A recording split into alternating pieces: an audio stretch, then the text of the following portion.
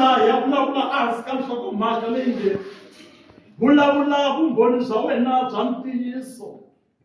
Share your true testimony. Hallelujah. Amen. Lexi ni nga xi dyondza hi vumbhoni. Vumbhoni bya wena byi nga pfuna vutomi bya munhu un'wana. Vumbhoni bya wena byi nga aka mindyangu ya van'wana. Vumbhoni bya wena byi nga endla vukereke yi yima yi tiya. Mina a ndzi kulanga na n'wina. A ni tivi la mi nga kulaka mi va kula aka mina. A ni tivi loko ma ha kula mi kule ka swiyimo swa njhani. A ni tivi ku mi endleni ku kota ku ti hanyisa. A ni tivi ku i ncini swa tingana mi nga swi endla. Haleluya. Lexi ni xi tivaka namuntlha i ku vumbhoni bya n'wina hinkwabyo na bya ntiyiso a ni ri bya kahle a ni ri byo biha ni ri bya ntiyiso. Byi nga aka byi nga pfuna munhu un'wanyana. Haleluya. A ndzi tivi mina vumbhoni bya njhani mara vumbhoni bya n'wina byi nga yimisa kereke. Leswi swi hlayaka eBibeleni i vumbhoni bya lava nga hanya hi nkarhi luwa bya hi pfuna namuntlha. Na bya wena vumbhoni byi nga hi pfuna. Haleluya. Amen. Ndzi ku khensa a ni siwa ku twa mi ri karhi mi yimbelela. Wa tiva ku yimbelela swi na nkoka ku fana ku chumayela. Ku yimbela ka munhu ka horisa vanhu van'wana. Ku yimbela ka munhu un'wanyana a nga yimbeli ku na swi kota mara a yimbela hi mhaka moya wa Xikwembu mi yimbelela swa hanyisa vanhu van'wana. Swi fana no vulavula leswi swi humaka aka moya wa Xikwembu swa hanyisa. Ni vula ku na vumbhoni bya n'wina a ku vi bya ntiyiso leswi swi humaka aka Xikwembu byi ta kota ku aka na ku hanyisa vanhu van'wana. Hi mina Pastor Oleka Lapi. Haleluya. Amen. Ntsarika eka Ximawusi. Kereke a ni fanele na valava. A ni nga yi kerekeni ku antswisa kereke i yini. A ni ya kerekeni hi kuma apostolo wa hina apostolo Muvha Maluleka. A va ndlela leswo famba hi mindyangu va ri karhi va mi kuma ta ku ku ya va mhani va le bela a khongeli hi ndlela leyi va kha va kombela swikhongelo kha wu khongeri mahala hina a hi landzelela a ku nga xi ni tsakisa mina lexi a ni xi lava ngopfu. A ni nyikiwanga ngopfu mina aka swona laha swi hlongela madimoni va famba na Pastor Mkhatsana. Haleluya. A va chumayela a va dyondzisa rito ra ku aka. Phela ni a yi ni ka kereke na tinyuka ta ku hambana ni na yona ni nga wu dyondzisa. Haleluya. Ku na loyi ku loko se mi dyondzisile mi hetile loko a fika a yimala a vona moya yo thyaka a vona yi vaprofeta va khongela sweswiya va nge yisi va ntiyisi a ni ku lava makelela lavaya. Haleluya. Ku na vona nyiko yeleyo.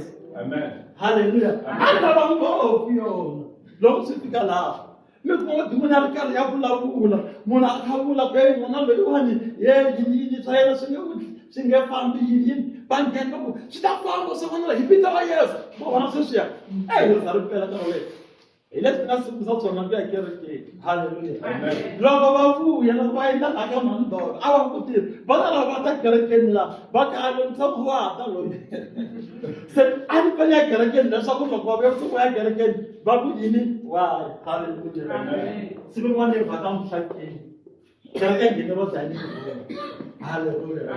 Loko ni a ku ri ntanga ta mina a ku ri vahanu 2000 a ku ri vahanu. Haleluya. Vana mfundhisi va mukhalabye a ku ri profesa. Haleluya. Va ku lava nga ku ponisa mina ni haya kerekeni hi nga ponisiwanga ku va mi kha mi ta kerekeni va ta kerekeni ku tilandzela va mhani nga se hi twisisa ku tleka yini swa kereke. Hawa mi tiyela mi nga va khongela. Haleluya. A ku lo sungula mara na swi endla leswaku van'wana va vona mi swi endlaka leswaku loko namuntlha ku ri na loyi mfundhisi loko a ku lavela ku ponisiwa a va timiye na mani swi endle fana sweswiya na mintlhanile ene a ku ri siku na John nkarhi wa kona 2000. Haleluya. Kwala. Haleluya. Ndzi nga ku kombisa yini ku na laha hi sukaka kona. Ku ponisiwa ka hina a ku fani. Haleluya. Van'wana mi swi nga kereke se mi ri vakulu na loko se mi kha mi dyondzisiwa swi teka nkarhi ku swi khoma swi teka nkarhi ku swi twisisa Bawana kung iponisuin. Matanzan kakara and aben say, not to this own doctor says, Bawana kung tanzan kakara. I mati wala sa kal. Mikam kama ati isam kama andalusya. Mina sugon ko. Mina ko flen kanya. Kau ko kata ko. Bega min dukan apto mo sawin. Kung sa mo na singa farm. Delani loko. Nego mo oral. Sirinya mo walo fulekile. Bangera ito. Amen. Hallelujah. Amen. Kalau mana kita bertemu kawan kasihmu, elok kita nanti cuma semua masalah saja. Banyak kau di. Tapi jam berapa banyak dulu jam muka. Lalu kita kalau nak ayi pun sangat baik. Kena lah bagaimana nanti ni kau tak boleh anak kita tinggal. Bagaimana ni kau boleh isa. Haleluya. Amen. Ikut terus asashin tu. Sebagai kata semuanya baik. Maya wote ngingo pada zonda wo puba imo maya wote ngingo bana bang la wote imo lai ai ko wa ta eri ami mani to ke hallelujah emno vai in enda ngati tukaso ai la wote ngo santiro se la wala ya hallelujah ani kalma na wo ta ilmi pero ele to am fundis amon ta ke emutir lentwe lo ni na mane anam pun des ni mwa amilo pun trend amen hallelujah amen shikamu shi kuna shikatigis etaya akalo tarashke hangena akalo tarana monka nabo mikisi sakuri lo ko kale kuna tolus anu shi hanya edimita akubona suweni loko semanjani shikamu kumiyisa kumishakumi chakufa shimisa henza bakona bakatawanyisa shamuna shakale bala kumitakisa isona bala kumiheta matimba isona lesa kumina koti kwenda tuwa shikamu na kuyama kweni amina kuteni amen loko mwana kuta akele sangosu kula plaga shirimi ribele tinzana teku kula monfa leifa baka loko iloyima atika ibukuni se ingafiki la ina mapia kona loko ayima ifusekisana tinzana amen amina kuteni amen ayingele ngale tawashukio Galatia chapter 1 verse 20 na John wasungula chapter 1 verse 7 Kamu makai na yangena ite verse timbia. Galatia wasungu Galatia chapter 1 verse 20. Na Yohana wasungu chapter 1 verse 7. Ite nyo. Sungan Galatia.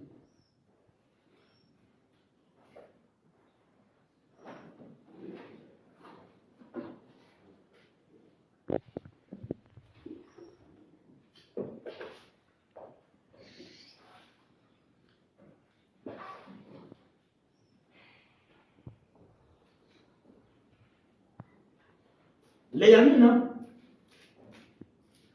ngabu lo ayi tsala lewa pipele lawa bola shibushu lawa bola shitsonga mebishele Mozambique hallelujah dasalo kani hlanka ruwana shlaba itigeta dasalo mina motale yasesi ya manmaleke hallelujah manmaleke nyele yi advan hallelujah so they say, it's not what I tell you. But Galatia 1 verse 20. Come here. The Makaleti, Zimitsala Katona, this is the Amateur Kashweb as the heavy boom. As the heavy boom. Hallelujah. Young Nagari. The Makaleti Zimitsala Katona, Titi. Yami na hili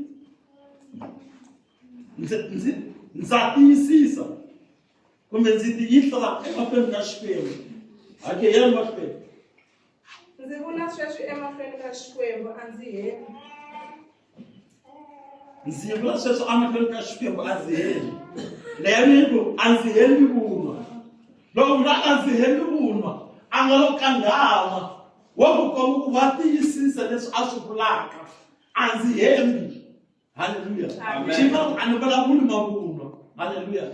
Se i mara mambirhi aka sentisiyo a ndzi hembi un'wa.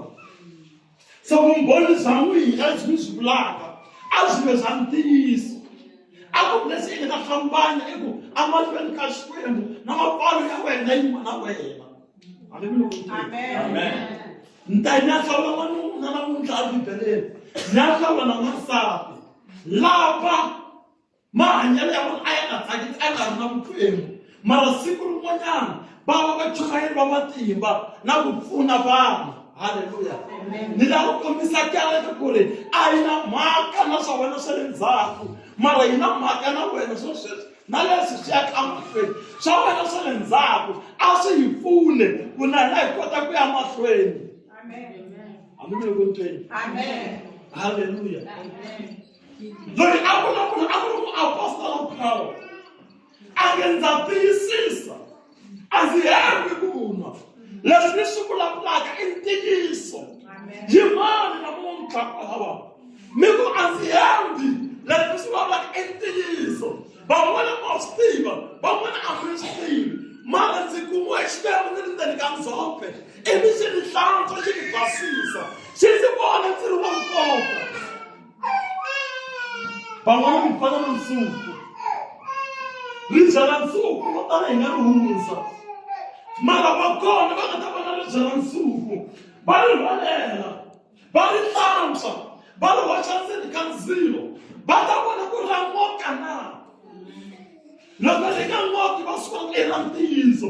Swi fana na n'wina mi nga va mi ri kona la tikweni ra ka Ximawusa, va nga wu voni nkoka wa n'wina, va nga yi voni nyiko ya n'wina.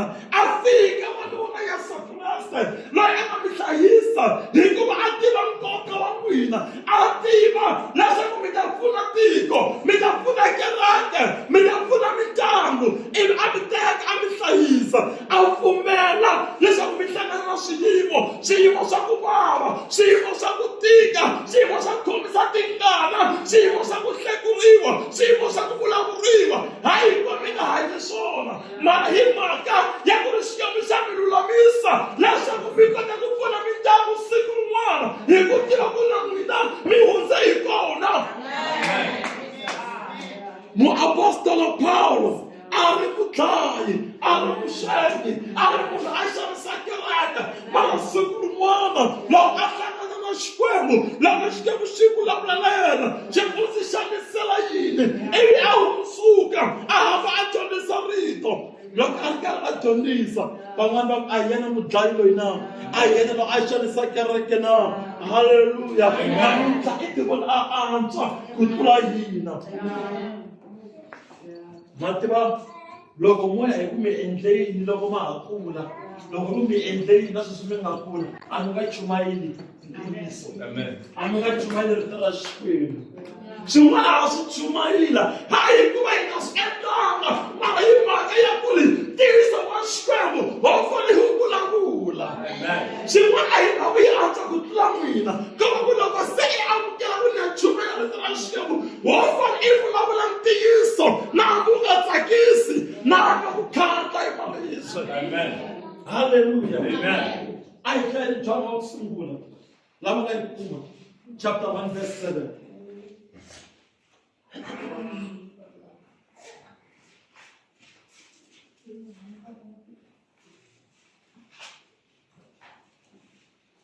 U tile ku ta va mbhoni. U tile ku ta va mbhoni.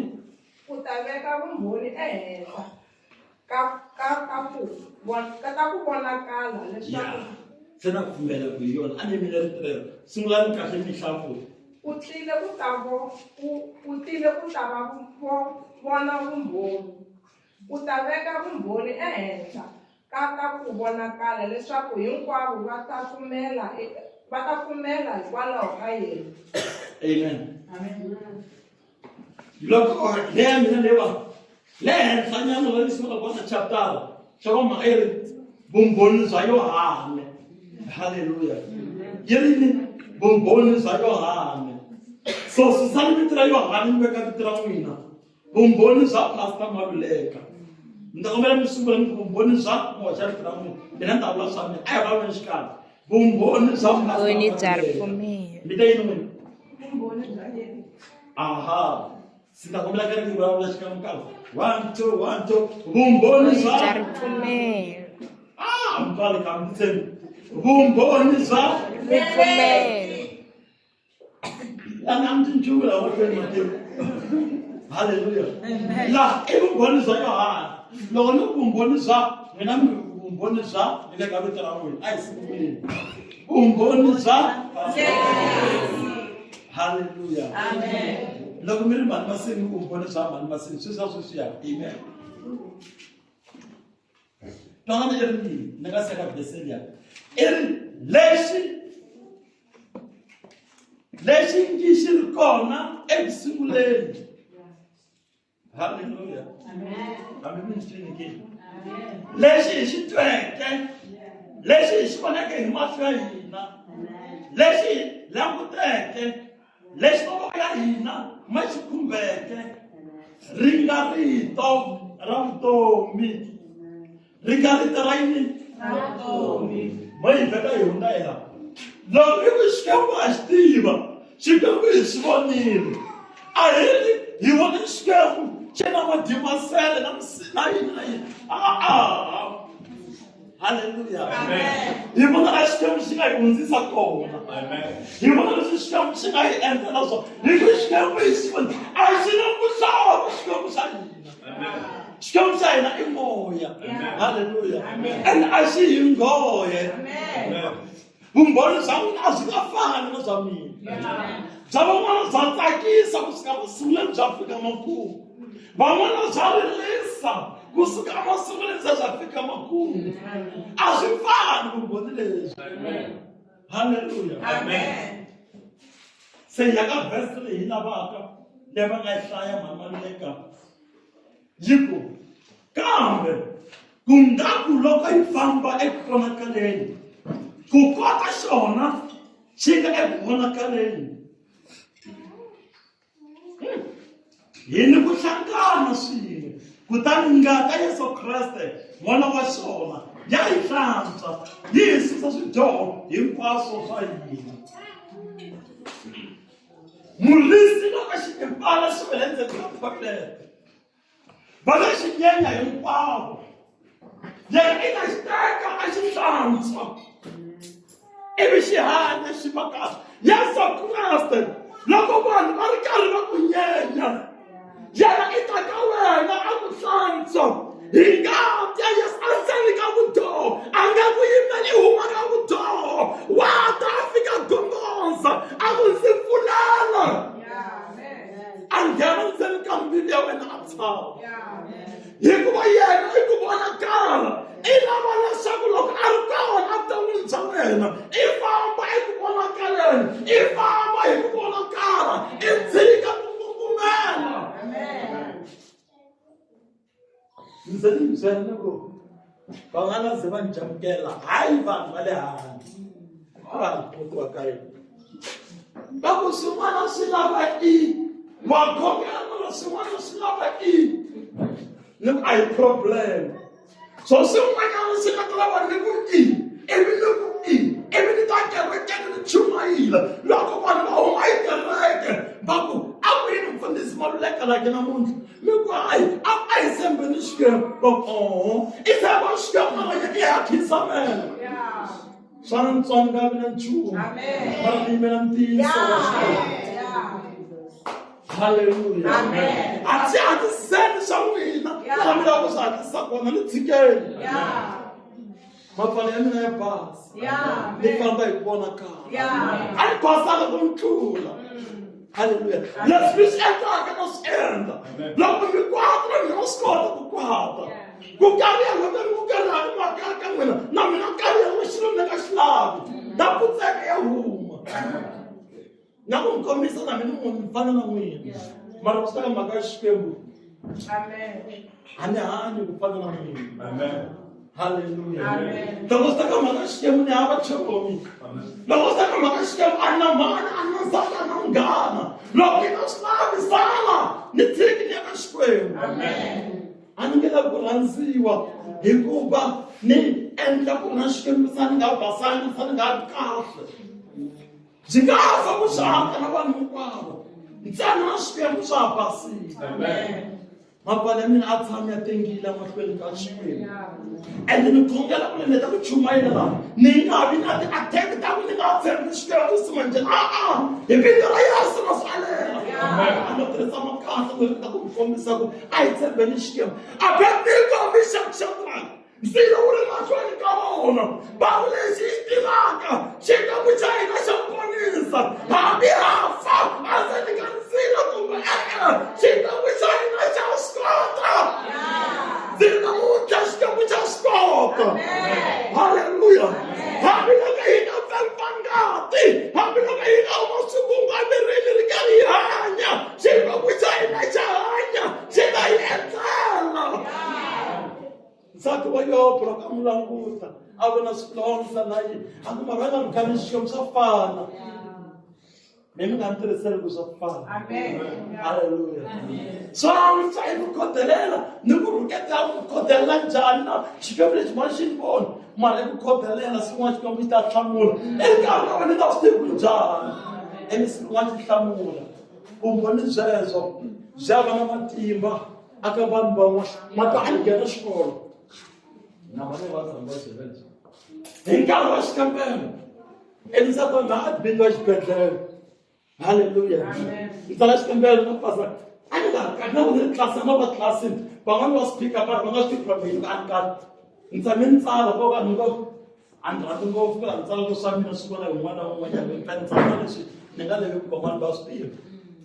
Ni ku I helped people while I was bleeding.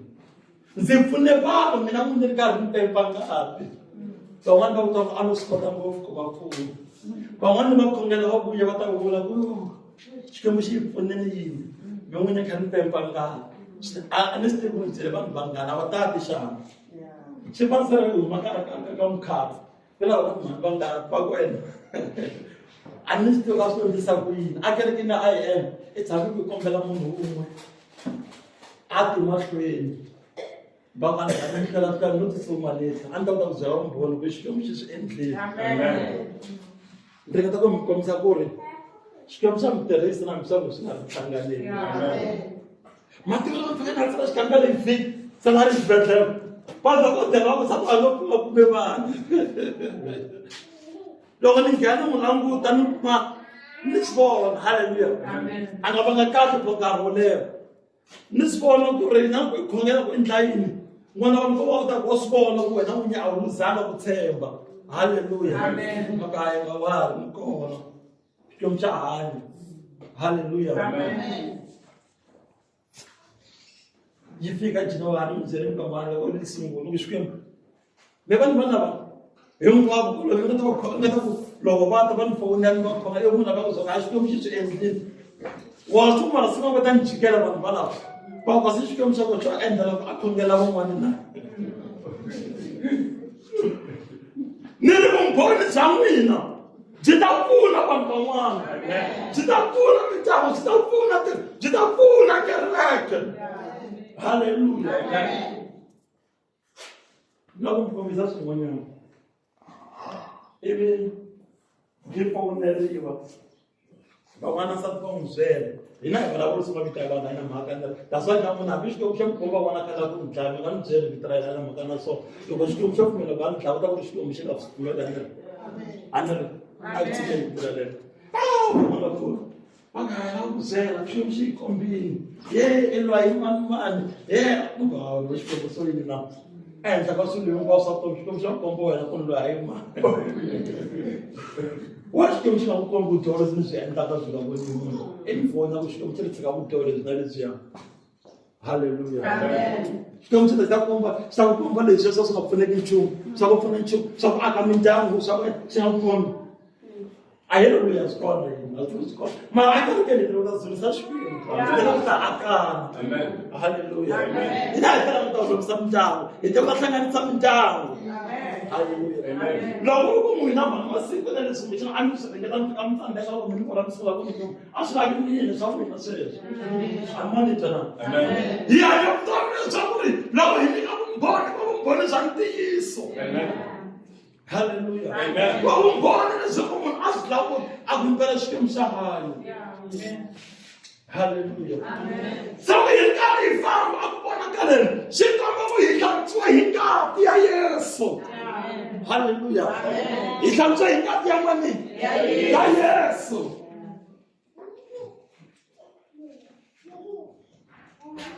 Galatia chapter 1 verse 1 to 16. Etimhaka ta Apostle Paul. Hallelujah. Amen. You look at verse 1 and verse 2. I get that in cloud. Galatia chapter 1 verse 1. Yes, you know.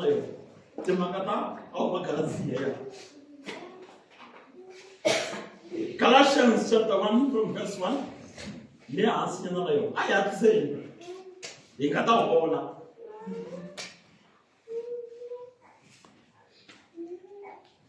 Paulo, muapostolo, kungari hi vanhu, hambi ku ri hi munhu ni un'we, kambe ku ri Yesu Kriste ni Xikwembu ya ku pfuxeka ekufeni. Twanana, loko a wu muapostolo, kungari hi vanhu, loko wo vekiwa hi vanhu, va ta ku susa.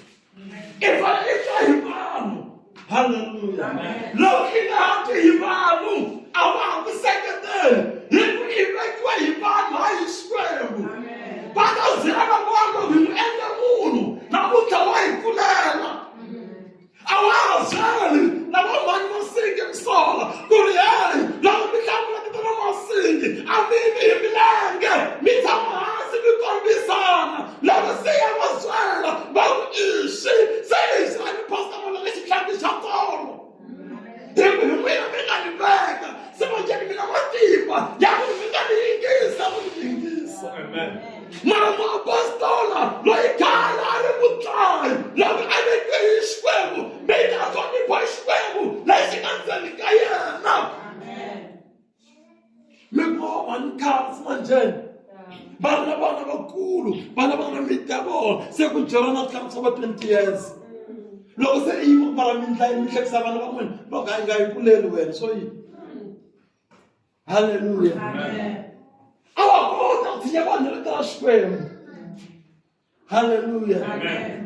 Hi se wa kulela simanjeni se i vanhu va Xikwembu na rito ra Xikwembu la tshama rito ra Xikwembu. Hallelujah. A ri languti malembe a ri languti munhu na yini. Hallelujah. Amen. John verse loko ndzi ri hlaya ni mi kombisa la vanhu tirhisa a no swi rhandza ku hlaya naswona ku ma hlaya ni mama mara nga ku tirha na mina a ni tiva mixamu leyi la ku hlaya munhu lowu. Ndzi tsala ndzi ri ni vamakwerhu hinkwavo lava nga na mina haleni ndzi tsalela tikereke ta Galatiya hi tintswalo ni kurhula a swi ve na n'wina swi huma eka Xikwembu Tata wa hina ni ka Hosi Yesu Kreste. Loko mi teka mi langutela mapapila lama a ma tsala tikereke ta ku hambanahambana loko mi languta hungu ra kona a ya nga fani mahungu lawa mara hina hi ri kereke I am ha dyondza aka swihoxo na papila lama a tsala tikereke leri a ri tikereke leyi eGalaxiya. Hallelujah. Mara na hina ha dyondza. Hallelujah. Hi ndla yini ha dyondza. A ni na vona a va ri vanhu ndzi na vaboti va hanya mahlweni ka mina swa kahle swo biha ku nga na swi tiva swi le ka mina ku ri na dyondza na loko va ni vona ni endla leswi va nga tshama swi endla swi nga kahle va ta vemfo a wu ku delela mani se wa endli swona hi swona vutomi. Ami manito. Hi swona vutomi.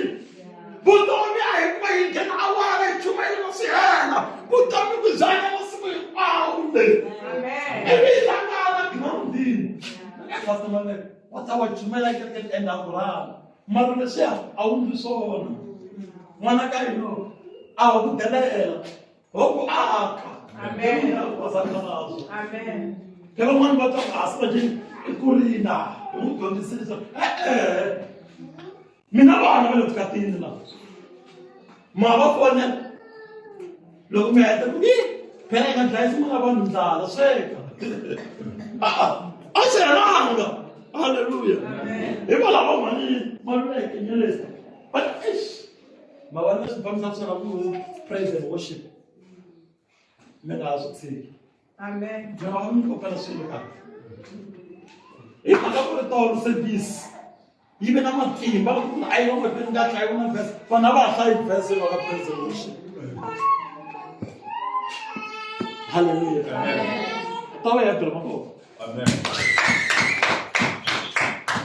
lelo usho mwistere vila na yena kungatabanga verse sama ahlaya verse ngomsulisweni ama prepare ama kongeni asoyima bayi ngalumana munhu akazinza loko isikolo kayisona amen ayimele nikwene hlapibele ikongeni singata kuzinza amadimoni masole kumadimoni ibona mtsakusele hey ngishilo nasolina I did some things. Amen. Hallelujah. Amen. Grazie cara shpe. Não coca. Amen. Ai je na hel. Não coca. Hallelujah. Amen. And then tomorrow as não coca kuzinza. Kwa alis não coca kushmonya. Agar trash jamu se o dun salam tu. Hallelujah. Amen. Koi baba ya kushmonya. Hallelujah. Não kuru não me quero tá. Cele muso kati verse. Mas acho que eu cele menino come. Não só só aquela verse aí poxa. Me deram um verse. No caso aí para me quero. Fala não sou eu quero. Mas aí a sama verse aí pé. Hallelujah. Amen. Não eu me quero. Why forget me quero? Why? Hallelujah. Amen. Eu posso não toca. Mas nós como cabo velho, você vai achar que caso quando vai amar vai ser lá em escuro. Vai me mandar dizer não, nem abrir o festival para lá aí. E me quer. Foi mais afro. Foi não chega lá. Mun mata a offering. Logo offering. Aí, o da uma festa aí, what? Tele people, toma meu offering. E vai achar lá em better people, sem só claro. Isso é o que se embala aí, me quer. Zamshi sabaya. Babe, vukume as boy, vukume zaboy. Even it's just like worship. Amen. Look at that vukume kulusumula yini. Hallelujah. Amen. Nina kala nga umesi na vukume. Singile sukule. Na asubona sijamali ko to standard.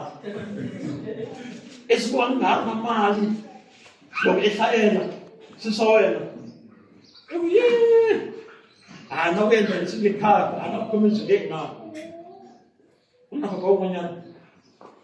I don't want to have a number of coders, man. Let's just go along with us. Selling our own job. How would take a head? I said, Valley. Below can in no side of a but still on side of means that I can't have gone. Those that I can't have gone. As my for say, I will have done. I saw Marino for the time someone's at the come. Hallelujah. Amen. So, son of a take an idea. Papa, I'm not knowing young. I'll give up Papa me, who mess up cool. I never know man, who mess up cool. She can wish them flies, them flies. I don't listen bad, who mess up cool. Amen. Começar a tomar no pode caminhar na sua mão, você quer que o precisa acostumar com come e não com come e não me gosto de me dar seca me não adoro me só me oro na vez não me faz mal que tu sabe com come e se quando me dá um bom é um bom santis amém aleluia ai sai minha mãe let's go here. Yena na ngiyete ke kokwana wa swo shaisha. Aha. Leswaku ata hi kutsula eka nguva leyo biha ya masiku lawa. U endla sweswo hi ku yingisa ku rhandza ka Xikwembu. Tata wa hina. Eka xona xa ku pfumela hi laha ku nga heriki. Amen. Verse 6 ku hambuka ka vaGalatia 5:6. Manzi hlamarisa hi nkarhi nyana wu nga ri ungani. Hi brother loyi a mi vitaneke. Twana.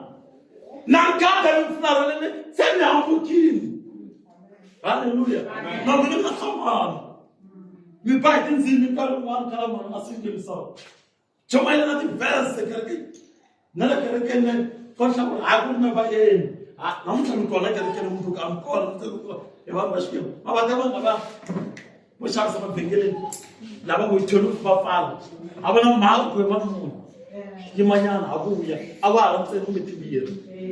Vamos lá, vamos com o meu copo, eu não posso. A bola filiwa, uau, qual não posso, vai nós que puna.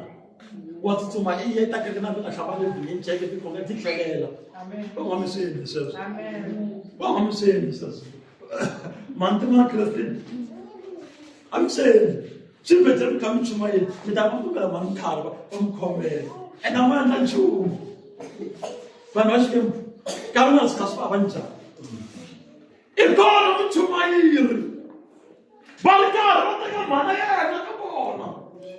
Agora muito mais lá. A vida de sua mãe, a mochila vai agora. Mãe é tanto o espelho, nem tá na lunguiça de fanelo. Amém. Ao ver o rumo aí tudo só uma. Ela que vai fazer de comer ela de livre. Hallelujah. Mas o tanto eu acho que vamos serious. That's not what I'm so much living. Não me dá bônus ante isso. Nem se worshiping. Gala, congala. Dedicando gala 2 hours, 3 hours. Me dá ter worship. Logo ela. Me dá fique igual que trepasso. Sabe? Amen.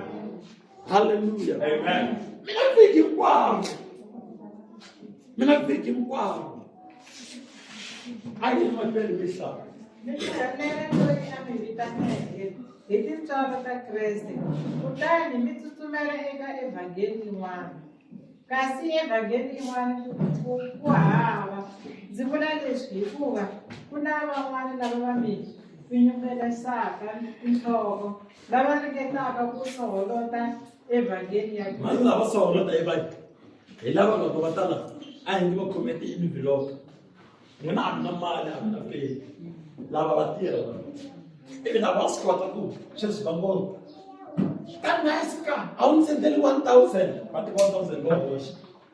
Ivi loko a yi khoma a ku yes n'wina profeta n'wina mi endla so. Mi le ku mi twela na mi le ku vavisekeni andeni. Loko a ta hoxa hi na hi chuma leswi ka vanhu va Xikwembu. Loko yi ri na yona yi humesaka yi humesa ya rani xikomba xi ku katekise ku khongela swi kahle. Hallelujah. Se ya competition ya timali hi tela ta khongela kerekini leyi a nga na yona mali ya ku xava ti-instrument a xavi hinkwenu hi kateka lava na vona ku xava a xavi xikomba xo n'wi katekisa mara swi nga ndzi vona a twa ku vava a za ti vona ku yena a nga na nchumu kumbe a nga nchumu. Hallelujah. Wena ndzi nga tina ku swi tirha njhani loyi a nga ri ki na nchumu ka hi vona mi ya tirha un'wana na un'wana a titwa a ri kahle a swi twa mara na ku aka ka hina ku tshama hi timholovo a hi kumani loko ni ri kerekeni ni kahle. Hallelujah. Hayi swin'we kambe hi dyondzana swi swa right xikwembu xi pfuna xikele va soholota vangeni vanhu van'wani mhaka vusiwana vona ni kombisa va nga mfundhisi amabestrate hayi sweswi khale vana choko mfundhisi ya muprofeta huma zana midia kumile Zambia one of the two wako hayi this man have a problem unknown this one must go and have his own ministry must have his own church even hayi nishap hayi akunalika dunia singula kana kamini hayi nishap hayi leswi swi endlaka handle ka na chumayela yes na khongela na hinkwaswo evona ngantira wa Xikwembu mara kereke ya mina ine amen manager ni vela ku va i kota ku endla swilo a swi vuli i fane u nga kereke ya wena i ya sungula swin'wana ntlawa leyi kona yi kula mi kula swin'we amen na ta vanhu va ku komu kereke ya kula swi fanele mutini va va fana va huma switandi kuma ku muti wa kula. Hallelujah. Amen. Siya na hi ku xikongomelo xa kereke i yini Manager. Amen. Ai se ku n'wana na so fana va ka karata ku endla swona va ka karata yin'we hinkwenu hi tele murhangeri a ri hi endla ntirho swi tsakisa hi seketelana halleluya amen tsakile Amen. vumbhoni bya hina swi fana bya vumbhoni a hi nyiki vumbhoni ku vona ku ri xikwembu xi tirhela mankulu hi vula vumbhoni leswi byi pfunaka vanhu van'wana okay a hi Blessing. Kambe hambiloko hina kumbe ndzimi yo huma etikweni hi nga suka hi mi dyondzisa evhangeli yin'wana handle ka leyi hi tshamaka hi mi dyondzisa yona mudyondzisi wo tani a rhukanyile vanhu va xikwembu va va minkarhi a swi bihi ku ri n'wana vanhu ku ri na swi vona ku ri ka hi ku vona ende ha tinyungubyisa hi wena mara se wa hambuka mina matimba lama molimse hambi ku ri muapostolo wa hina halleluya ko ku mavulavula a ma fani mi nge vulavuli na muapostolo ku fanele ku vulavula lexikaya mi fanele ku vulavula a vutlhari phela swi kona ku vona mi ka roma a wu ma ni vona na a ni dyohanga ku tshembi mara tin'wana va ku na ku ma ndlala yi nga ta minito halleluya vutomi ku endla swona i ku va hi vulavula hi va na vutlhari bya ku lowu hi mu approach njhani laha u tsundzuxaka i wa wena loko munhu u tshama ku hwi i ta ku hi ta vona mara ku vula ka wena i ta ku byela ku loko u swi endlisa leswi swi le ka wena ku swi teka njhani Amen. a hi leyile besele mi ta mi ya hlayana na hunda ka yona loko a heleni aka Yohana chapter 4 verse 7 to 34 hlani verse sungulanyana to sungulanyana hi nge hlayi hinkwayo ta vulavula John Yohana chapter 1 chapter 4 John chapter 4 verse 7 to 34 yes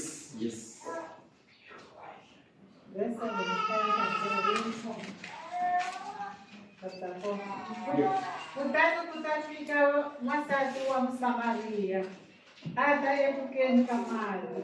Yesu afuka yena ndzi nyike mali ndzi dya. Vadyondzisi va yena va vona a yile ematini ku ya xava.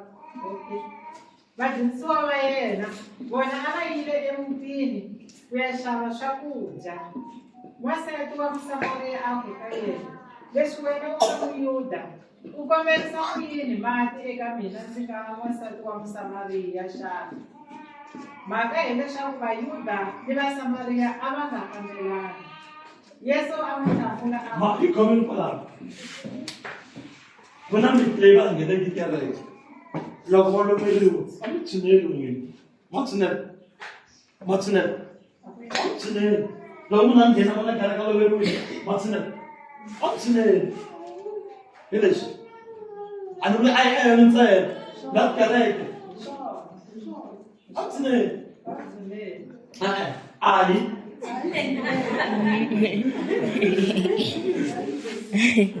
Hallelujah. Lavaya. Loko ni na matla. Loko munhu a nga ri Mukreste. A hi nghena ri ka ripfumelo rin'wanyana. Mi nga hambile mali. Manyenyana. A yi nga ripfumelo rin'we. Hallelujah. Amen. Lepulelo nga mi dya rona a va yisi.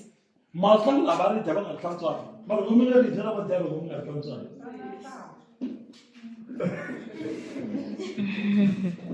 Hallelujah. When you like me never want to love you. Hallelujah. Jesus Christ, I am going to so. Oh, look at the guy, Marty. Hallelujah. There was no serious will. I was still with a man. How that come in a man? Yeah. Hallelujah. Amen. But you are come here. Mas se piago, swi dya ku khoma mirhi rhandi va kha va khombe rhandi no va ta hlamala i mhani va lavaya loko va rhandzi a va rhandzi njhani swi fanele swi sungula kaya halleluya phela ni nge mi sungulanyani mi twa a yi ni mala xixevo ni tona mi fika mi nika van'wana loko ku va ta ndlala yi a mi ta va endlela a ku ni sweswi mi nga tolovela ku swi endla hayi ku tsakisa vanhu i maapostoli Paulo laya loko mi karhi mi hlaya mi tshika yeri a ni endlela ku tsakisa vanhu loko ni endla ku tsakisa vanhu ni ta karhala tatana Maluleke loko ku i vona va ta humela ka kereke loko se ku va mfundhisi va nga vona kahle va nga vanga va ta tshika hi ku vona va endlela mfundhisi Maluleke a va endleli xikwembu ende emisaveni hi vanhu hi ta kandziyana swikun'wana a mi voni twa loko hi endlela vanhu hi ta vona hi loko se hi funda marhamu hi nga endli nchumu tshamasi nchumu yerini ko tala swi vona leswi nga endliwa rhongo ka swona mara ni khongela ku loko ni fika prospitini hinkwaswo a swi suke languteka swa xikwembu a mi voni twa ndzi kala va endlela vanhu endlela xikwembu ta famba kahle halleluya a hi mahlweni a hi fike ku Yesu a ku hlamula a ku loko onge a wu tivile leswi Xikwembu xi nyikaka swona. okay Japani nyana ni hansi Japani timbirhi tinharhu mi hlaya Yesu a ku hlamula a ku un'wana na un'wana la a nwaka mati lawa u ta tlhela a twa tona. Japani timbirhi futhi Yesu a ku ka yena kama u ya vitana nuna wa wena aha u ta halela. se timhaka ta sungula ke ende ta fika vhesi vhiki ri nga hela ni byeli ku na a ni profeta mara ku na nkarhi wa ni vulavula ni vulavula leswi Xikwembu xi lavaka ku swi vulavuriwa hi nkarhi wolowo mi ta lumbela ku ni profeta na ni profeta ivi mi ku ni profeta ta sungula ku mi va sungula ku Yesu Kriste loko a vona timhaka ta mati a ku famba vitana nuna wa wena a ku a ndzi na nuna halleluya a ku a ndzi na yini a ku i tiyisini na vana va ntlhanu hambi lo i nga na yena a hi va wena halleluya Japani sweswi ni havana ku swi tlanga kha vulavula a hi wa wena xijampeni Japani verse 9 halleluya na mihla laha a nga famba a byela vanhu kumbe laha vadyondzisi va nga vuya kona twanana ku na ku nkarhi lowu Xikwembu xi komba swilo hi munhu a xi ku kombela ku ri munhu yaloye a ta khomiwa hi tinkani ku kota ku xihlekisa mara ku n'wi pfuna na ku pfuna vanhu van'wana leswaku ku ta va na vumbhoni bya muapostola Paul hi swi vonile byi pfunile tikereke na vana na bya hi pfuna na bya wansati loyi byi ya pfuna vanhu na hina bya hi pfuna hi hlayisa 25. N'wansati a ku ka yena ndza swi tiva leswaku u Mesiya loyi a vuriwaka Kreste wa ta siku a taka u ta hi tivisa swilo hinkwaswo. Yesu a ku ka yena ndzi yena mina ndzi vulavulaka na wena. Nkarhinyana wolowo vadyondzisiwa va Yesu va ta va fika. masi xin'wanyana xi lavaka ku mi nga swi tivi Xikwembu xi lavaka na n'wina i yini mi languta munhu loyi a vulavulaka phela lexiwa ku va ku hi kota ku vona ku ri hi mani mara munhu loyi a nga ndzeni munhu leyi a ya nga kwini a nga ndzeni yes a ku hi mina ndzi vulavulaka xivutiso i ku n'wansati loyi i va swi tshemba va nga swi tshembi na mina ni va Nkarhinyana wolowo vadyondzisiwa va Yesu va ta va fika kutani va hlamala leswi a vulavulaka ni n'wansati hambiswiritano a ku vanga na un'we lambeke u lava yini kumbe ku vulavulela yini na yena ke kutani n'wansati a siya khuwana ra yena a ya emutini a ya va byela vanhu a ku twanana a ya ku geni ka mati se munhu loyi i tshikete leswi a swi endla a ya byela vanhu hi vhangeli n'wansati loyi a tiveka hi ku cinca wanuna wa ganga antembe leti veka yi to swa kahle mara namuntlha hi la ke tsutsuma a ya vanhwini a tshika no ka mati a ya va byela timhaka letinene se masivona ku loko vanhu ku kumela na vona swi ta mi tikela ku tshami nyonga va byela ntiyiso va Israel swo fana haleluya ku fanele ku na ku hambana loko i hlantswa hi ngati ya Yesu famba a ku vonakaleni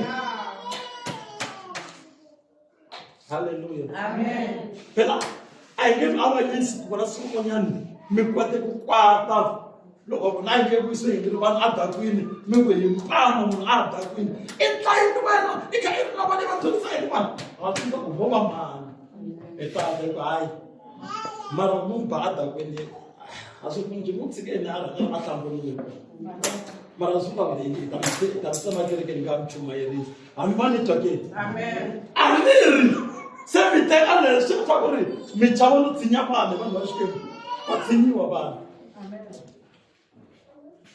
Women are taking Manuka, when I can't get vana va laya nga vona order ngo hey vona ku keteriwa ani na swi twa tsama kusuhana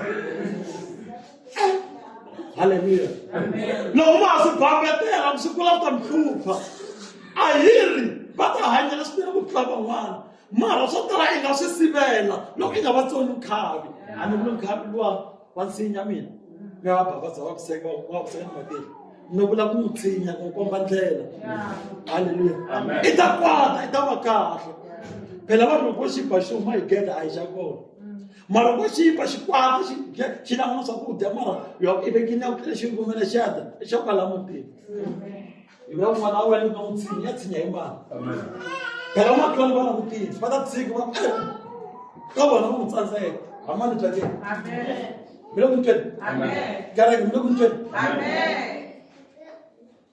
eno zero kuila va swela tana mi ta vona munhu loyi a nga ndzi byela hinkwaswo leswi ndzi tshamaka ndzi swi endla xana a nga viyela mesiya ke kutani va huma ekutini va ta eka Yesu vona mi kombisa a hi ku na leswi hambi masiya hambi vana va n'wina a mi tshama va byela na wun'we ivi mi nita leswi vana ku hi lembe ra so hi siku ra so mi endla leswi na leswi xikwembu xi ri xa mi rivalelo swi humeseni ambilwini ya n'wina xikwembu ma aka mi ya mahlweni ivi ku ta vona n'wina mi loya hi mani va yingisa mani ka hina vambirhi hi n'wina mi laka ku yingisa why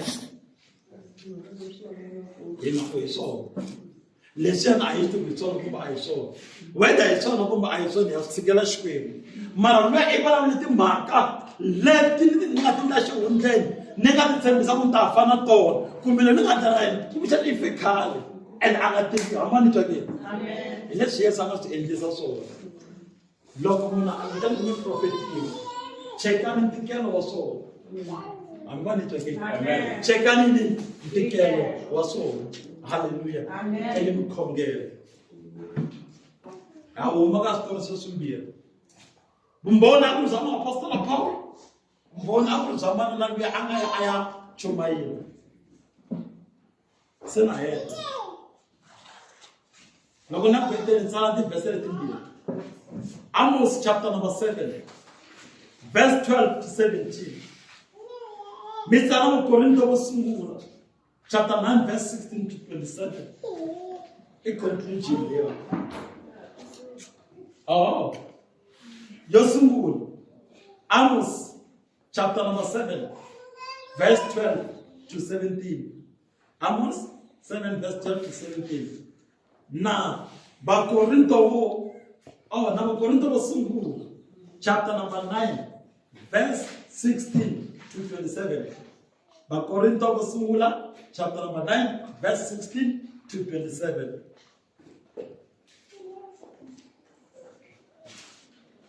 I'm done 26.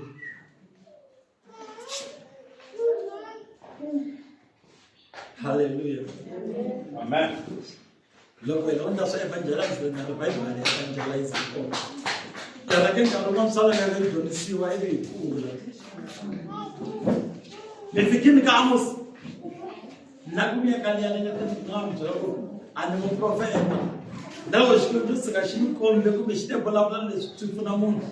Azulu profeta. Ayo shimekela we. Amos chapter 7.